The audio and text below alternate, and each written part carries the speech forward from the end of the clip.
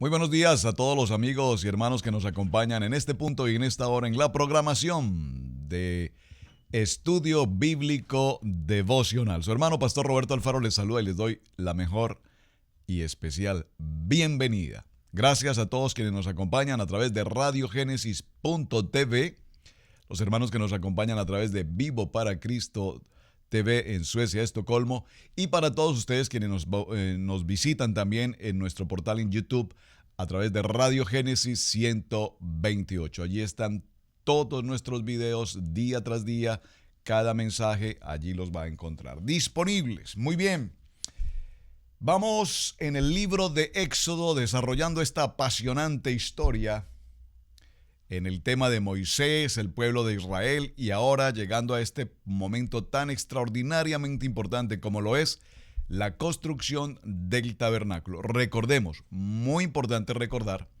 que todo esto que estamos viendo en los versos o en los capítulos 27, el altar de bronce, el capítulo 28, las vestiduras, el capítulo 26, la descripción propiamente del tabernáculo y demás, todo esto ha sido hablado a Moisés durante el tiempo de los 40 días que él estuvo justamente allí en el monte Sinaí. Teníamos tarea, ¿verdad? Tenemos tarea. La tarea básicamente consistía en establecer cuál era la función que tenía ese primer mueble, el mueble más grande que había en todo el tabernáculo llamado el altar de bronce. Ya mencionamos que la función del altar de bronce, muy importante, en aquel lugar se llevaban las ofrendas para sacrificio. Hablamos de redención, hablamos de sin sangre no hay sacrificio, sin sangre no hay perdón de pecados, y hablamos de todos estos conceptos en el mensaje del día de ayer. ¿Qué representa esa rejilla? Esa rejilla en el centro de ese cuadrado, de ese altar de bronce. El libro de Isaías en el capítulo 53 y en el verso 5 dice: mas él, hablando del Mesías, Yeshua, fue herido por nuestras rebeliones, molido por nuestros pecados. El castigo de nuestra paz fue sobre él y por sus llagas fuimos todos curados. Muy bien. Así es que en el libro de Levítico, en el capítulo 1 y en el verso 9 dice: la ofrenda quemada era de olor grato al Señor. También la muerte de nuestro Maestro en la cruz fue un olor grato. Cristo, Yeshua, el Mesías, nos amó y se entregó a sí mismo por nosotros, ofrenda y sacrificio a Dios en olor fragante. Libro de Efesios capítulo 5, verso 2. Así es que esta rejilla, repito, tenía básicamente como propósito el sostener, el recibir la ofrenda que se entregaba en acción de sacrificio. Es lo que representa al Mesías que sostiene y que está sufriente en medio de esa acción propia del fuego. Hoy quiero que avancemos, mis amados hermanos, porque tenemos mucho trabajo por desarrollar. Quiero que me acompañe, por favor, en el capítulo 28. En el capítulo 28 nos encontramos con algo extraordinariamente importante. Y quiero resaltar el tema de la semana. Estamos tratando, para los que conocen un poco más a fondo el tema, para quienes no tienen cierta experiencia al respecto al mismo, quiero simplemente significar que la semana de estudio bíblico devocional se corresponde con un tema que llamamos el Parashá. El Parashá son 52 más o menos temas que desarrollamos a lo largo de todo el año, estudiando precisamente la Torá.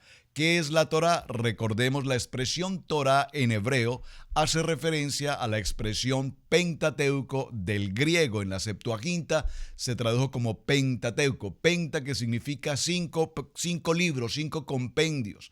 ¿Cuáles son?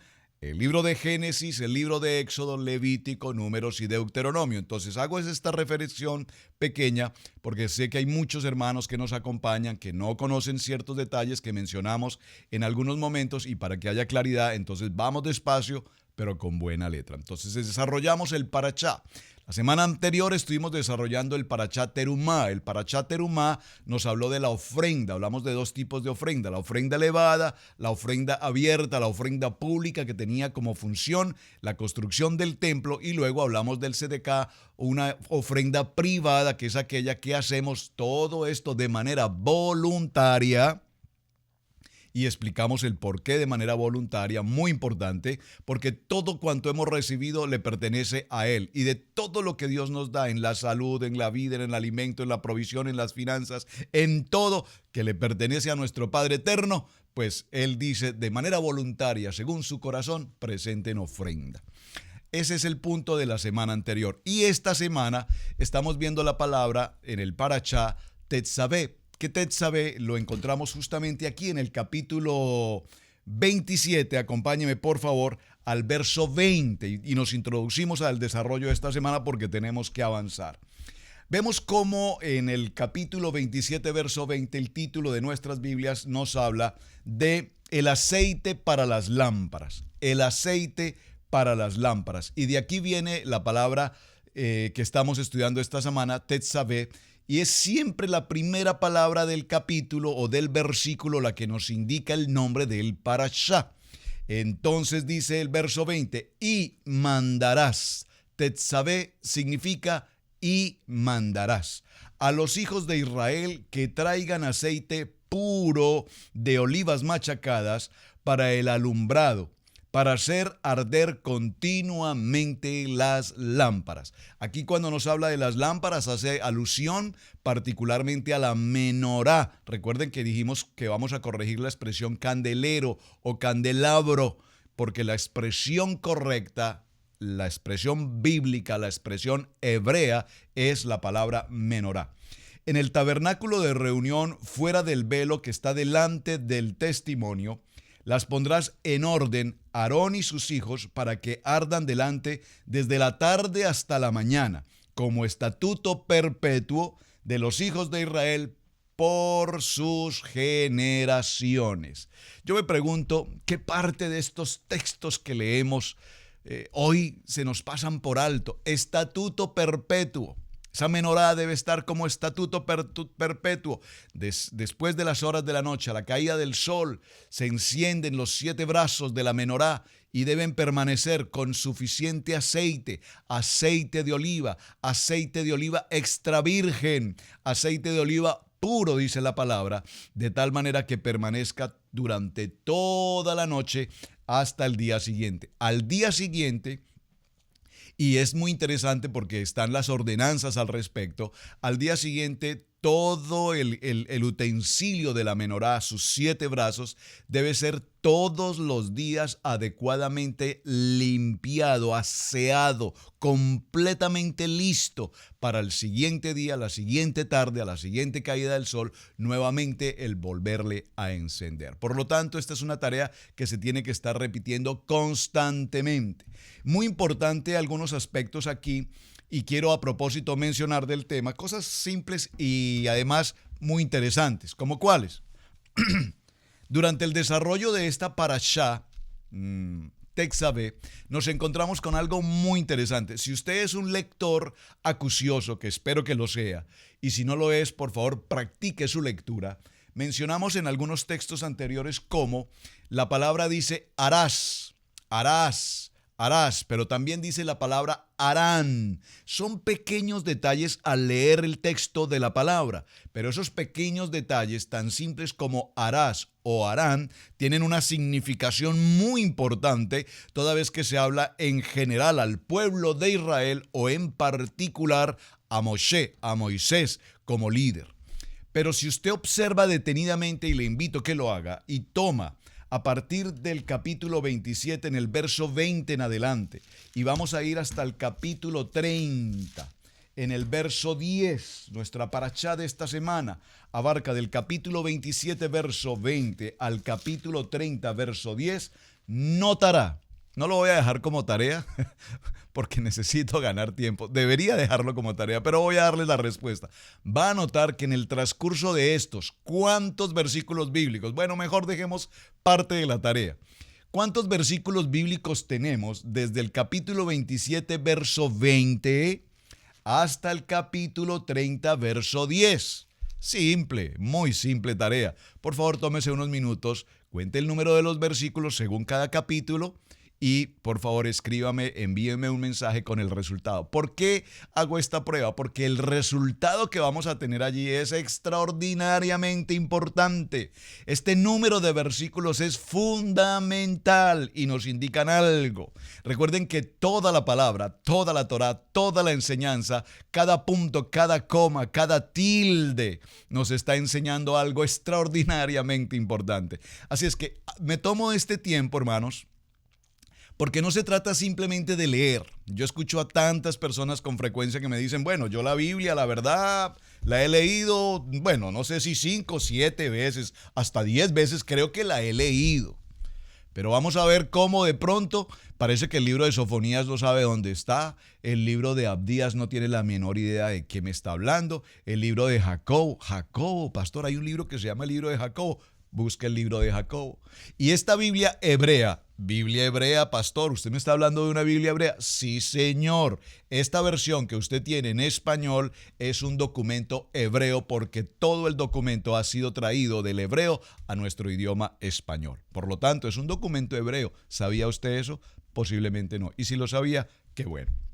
Por favor, ¿cuántos versículos tenemos entonces? Y número 2, y esta es la segunda parte de la tarea en la que yo les voy a ayudar, y es que sea usted observador. Lea estos versículos y va a notar que en el transcurrir de estos tantos versículos no aparece en ninguna parte escrito el nombre de Moisés. ¡Wow! ¿Cómo es esto, pastor? Explíqueme, por favor. Es muy interesante. ¿Por qué? Porque de toda la vida de Moisés, desde el momento de su nacimiento, en el que siempre se menciona su nombre, Moisés, Moisés, Moisés, y Moisés fue, y Moisés salió, y Moisés sacó, y Moisés fue al faraón, y Moisés hizo, y Moisés, y la vara de Moisés, y Moisés levantó los brazos, y Moisés, y Moisés, y Moisés, y Dios le dijo a Moisés, y le dijo, Moisés sube, Moisés haz esto, Moisés harás así, Moisés ordenarás así.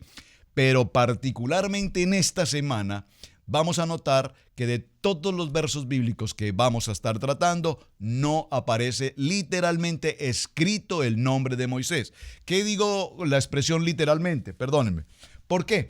Porque evidentemente, como en el capítulo 27, verso 20 dice, y mandarás a los hijos de Israel, obviamente hace alusión ¿a quién? A Moisés. Lo que estoy refiriéndome es que en todos estos versículos su nombre no aparece escrito. No aparece escrito hasta tanto lleguemos precisamente al capítulo 30, verso 11. Cuando llegamos al capítulo 30, verso 10, hasta allí el nombre de Moisés no aparece.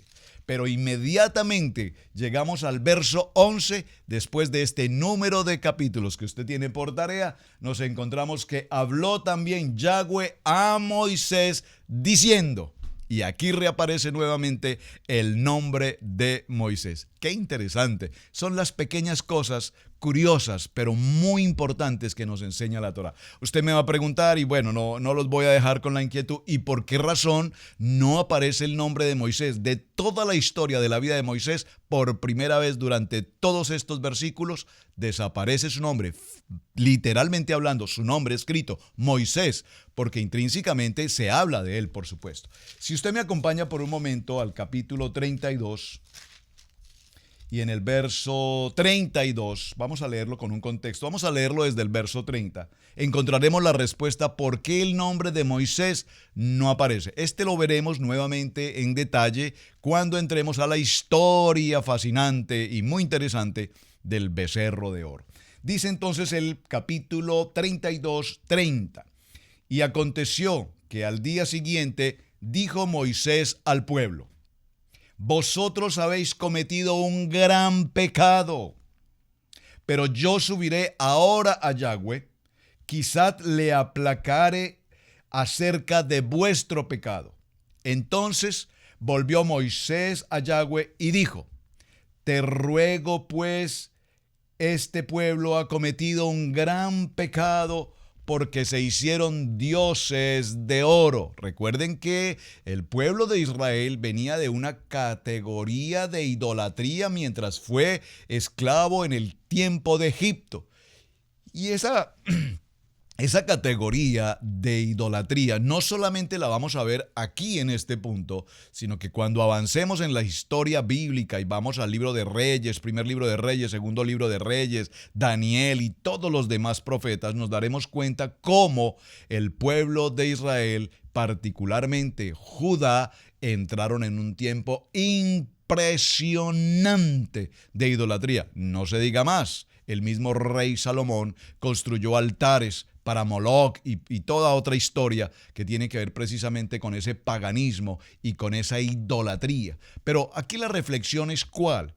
¿Será que acaso nosotros, creyentes, aún todavía hoy, aunque no tengamos ciertas imágenes o ciertas esculturas de metal, de barro, de madera, nosotros, ya la verdad nosotros no somos idolátricos porque hemos logrado superar esa circunstancia de las imágenes, de los santos, de las idolatrías?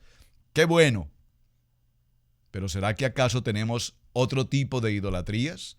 Idolatría por el dinero, idolatría por el trabajo, idolatría por nuestro propio hogar, nuestro esposo, nuestros hijos. Ayer mencionamos cómo precisamente Dios le reclamó a Abraham el sacrificio, el holocausto de su hijo Isaac.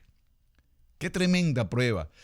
Entonces, cuando hablamos de idolatría, hay muchas cosas en las cuales pareciera que no somos idólatras, pero tal vez tenemos más idolatría de la que posiblemente pensamos. Recuerden de dónde venimos, de este pueblo de Israel que pasó por estas experiencias de idolatría. Es decir, el tema no es un tema nuevo. Y dice el verso 32, te ruego pues que este pueblo ha cometido un gran pecado porque se hicieron dioses de oro.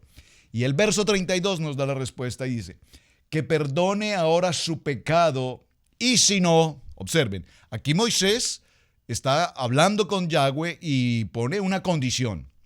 Dios, perdona ahora el pecado de este pueblo. Este pueblo cometió un grave error, lo reconozco. Han convertido una idolatría, un becerro de oro. Te pido que los perdones. Y si no, raeme, la palabra aquí, raeme, quítame, sepárame, apártame, elimíname, bórrame, delete. Bórrame ahora de tu libro que has escrito. Qué impresionante este texto. Quise tomar este texto y tal vez sea el tema de hoy, así no avancen otras cosas, por una respuesta y por una razón muy sencilla. Mis amados hermanos, el libro de los Hebreos en el capítulo 4, verso 2, es una de mis citas preferidas en mi corazón. Dice, Hebreos capítulo 4, verso 12, tome nota y vaya a ese texto y si puede, por favor, grábelo en su corazón. Dice que la palabra tiene poder, que la palabra es viva, eficaz, cortante, penetrante, más cortante que toda espada de dos filos, que penetra, que reargulle.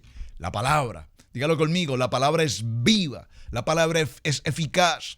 Y nosotros vemos puntualmente en esta historia de la enseñanza de Tetzabet en este parashá, cómo Moisés expresa una palabra que en la categoría espiritual a la cual ha llegado Moisés, recuerden que lo hemos enseñado en las enseñanzas anteriores, hemos mencionado que Moisés no es simplemente un hombre como tal, es un hombre. A lo que me refiero es que su nivel espiritual, su categoría espiritual, su nivel de comunión, de comunicación, de relación, de interpelación con Dios era directa. Por lo tanto, su nivel era un nivel máximo, ya ni siquiera, repito, un nivel de carácter humano, sino que obviamente estamos hablando de un Moshe con un carácter y con un nivel plenamente espiritual, absolutamente, de muy alto nivel. Y sin embargo vemos cómo un hombre de tan alto nivel, un nivel de santidad, un nivel de, si me permiten usarlo entre comillas, angelical, de malaj, nos damos cuenta que expresó una palabra extremadamente delicada, muy fuerte. ¿Cuál es? Raedme ahora de tu libro que has escrito. ¿Y por qué me tomo este tiempo, mis amados hermanos? Porque muchos de nosotros hemos cometido y seguimos cometiendo el mismo error con tanta frecuencia. ¿Cuántas veces tú has dicho, perdón la expresión que voy a usar, espero no suene mal en algunos otros países, espero que dentro del idioma castellano sea muy clara, pero personas que dicen, maldito el día que nací? Lo dijeron algunos hombres en la Biblia también. Maldita la hora en que nací, maldito el día que nací, maldito el día que tuve a este hijo, maldito el día que contraje matrimonio y cosas por el estilo. Por favor, cada vez que nuestros labios se hablen para expresar palabras de maldecir, decir mal, son palabras que tienen poder, y cada vez que tú te expresas de alguien, hablando mal de alguien, shonjara, calumniando, criticando, murmurando, acusando, señalando, juzgando, estamos hablando mal, es decir, maldecir. Esas palabras tienen tal profundidad que, por supuesto, todo lo que brota de nuestros labios, según Hebreos 4:12, que tiene poder para destruir o tiene poder para bendecir. ¿Qué día tan horrible tenemos hoy? ¿Qué manera de llover tan horrorosa? Y cosas por el estilo a diario las estamos mencionando. Cosas como es que hay gentes en la congregación que no soporto. Es que no soporto al pastor, no soporto a la esposa del pastor, no soporto a los hijos del pastor. Ojalá y les pasara. Por favor. Número 1. Número 2. Y no es mi tema, fíjense, no es el tema que tengo preparado, pero siento en mi corazón que debo expresarles esto, hermanos, porque necesitamos ser muy prudentes al hablar, decir bien, hablar bien, expresarnos bien. Y cuando nosotros hablamos bien, lo que estamos haciendo es bendecir. Decir bien. Cuando nosotros hablamos bien de las personas, puede ser que la persona no te simpatice, no te agrade, puede ser que no sea tu afecto, pero nunca te expreses mal de otra persona. Exprésate con palabras, si no ofensivas, por lo menos con palabras no pillonerantes o palabras lastimosas, sino palabras por lo menos de respeto. La verdad, esa persona no la identifico, no comparto con ella, no estoy muy de acuerdo en su manera de pensar, pero que Dios le bendiga. Sea muy prudente cuando hable de alguien o particularmente de algo. Entonces, ¿qué nos dice el Señor? Así como Moisés pidió en este momento que lo raera, que lo cortara del libro que Dios había escrito, pues vemos cómo esta circunstancia precisamente sucedió aquí en el Parachá que estamos desarrollando Tetzaveh.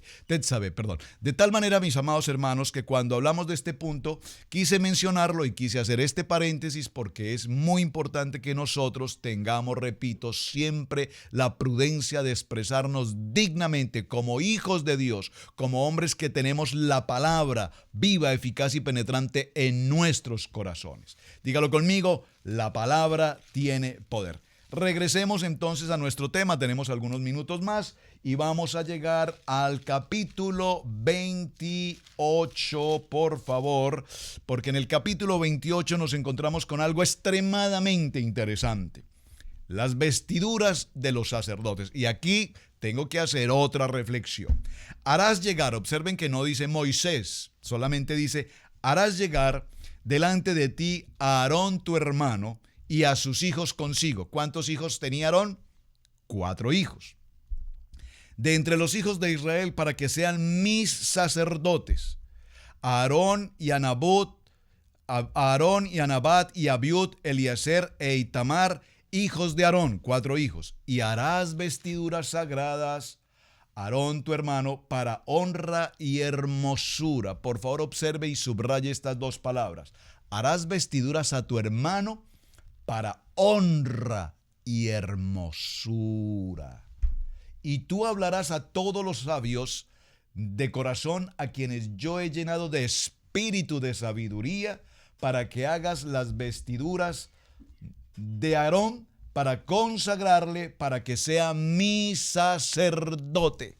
Ahora entonces tenemos un tabernáculo, ahora tenemos algunos utensilios, un lugar de bronce, el altar de bronce, ya empezamos a establecer todo lo del interior. Recuerden que lo primero que construimos, ¿qué fue? el arca de testimonio. Interesante, porque Dios empieza primero de lo interior hacia lo exterior. Eso es muy importante, muy importante. Observen que Dios primero describió todo lo interno y posteriormente fue construyendo las partes laterales y posteriores y anteriores, las partes externas. Muy importante.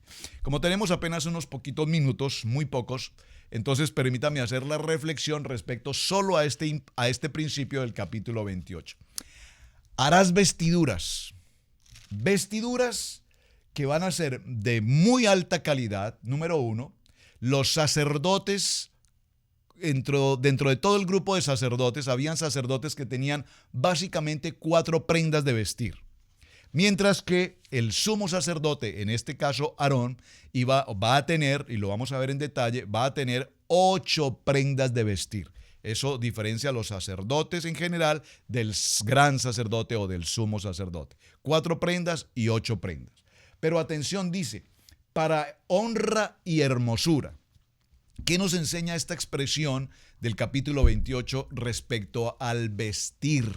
Mis amados hermanos, que hoy en el siglo XXI, en la era moderna, gente de mente abierta, gente de posibilidades, gente del siglo XXI, lastimosamente para muchos, y lo digo para muchos, no para todos, pero para muchos, llegar a nuestro tabernáculo, a nuestro santuario, al templo, a lo que llamamos la casa de Dios, la casa de oración, se ha convertido como en el hecho de ir al parque de diversiones.